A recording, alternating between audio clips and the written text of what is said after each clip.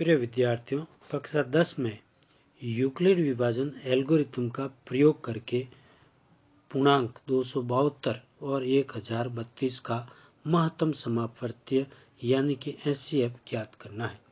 तो इसके लिए सबसे प्रथम हम यूक्लिड विभाजन एल्गोरिथम का सूत्र लिखा गया है, इनको कुछ चरणों द्वारा अपन सरल करेंगे, हल करेंगे।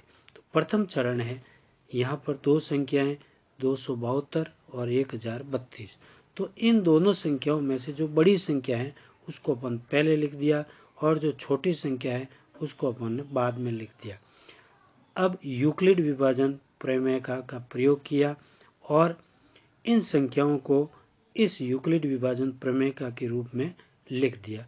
तो 1032 ये हो गया अपना भाज्य और 272 ये हो गया अपना भाजक और 272 का 1032 के अंदर भाग देने पर 3 बार भाग गया और शेषफल बच गया अपने 216। तो यहाँ पर भागफल लिख दिया 3 और शेषफल लिख दिया अपन ने 216। अब अपन सेकंड चरण करते हैं। क्योंकि शेषफल 216 जीरो के बराबर नहीं है, अतः भाजक 272 तथा शेषफल 216 के लिए पुनः यूक्लिड विभाजन प्रमेय का प्रयोग करेंगे। तो वापस इन दो संख्याओं को यूक्लिड विभाजन प्रमेय का में अपन ने लिख दिया।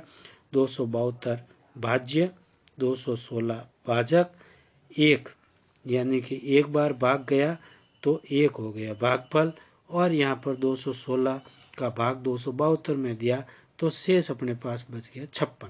तो शेषफल हो गया 56। इस प्रकार अपन आगे तीसरे चरण में पुनः दो संख्याएं अपने पास आ गई 216 और 56। तो इसको पुनः अपन यूक्लिड विभाजन प्रमेय के द्वारा इसमें रखेंगे। तो पहले भाज्य 216 रख दिया, उसके बाद में शेषफल 256 रख दिया और 56 का भाग यहाँ पर अपन को 3 बार गया है। तो 56 का भाग 3 बार गया तो पुनः अपने शेषफल बच गए 48। तो यहाँ पर शेषफल 48 लिख दिया, भागफल 3 लिख दिया। अब क्योंकि अब 56 और 48 के यूक्लिड विभाजन प्रमेय से अपने पास शेषफल अभी तक 0 नहीं हुआ है, अतः पुनः इसको यूक्लिड विभाजन प्रमेय में लिखेंगे। तो बड़ी संख्या हो गई 56 पहले लिख दी, उसके बाद शेषफल 48 छोटी संख्या। अब 48 का भाग अपन ने 56 में दिया जो कि एक बार गया। जब 48 का भाग 56 में दिया तो एक बार भाग गया और शेषफल बच गए अपने 8। तो इसको यूक्लिड विभाजन प्रमेय में लिख दिया। भाजक, भागफल भाज्य और भाजक और भागफल और शेषफल। अब पुनः अभी तक अपने पास शेषफल है जो 0 नहीं आया है, तो यहाँ पर पुनः दो नई संख्याएं बन गई है, एक तो 48 और शेषफल 8।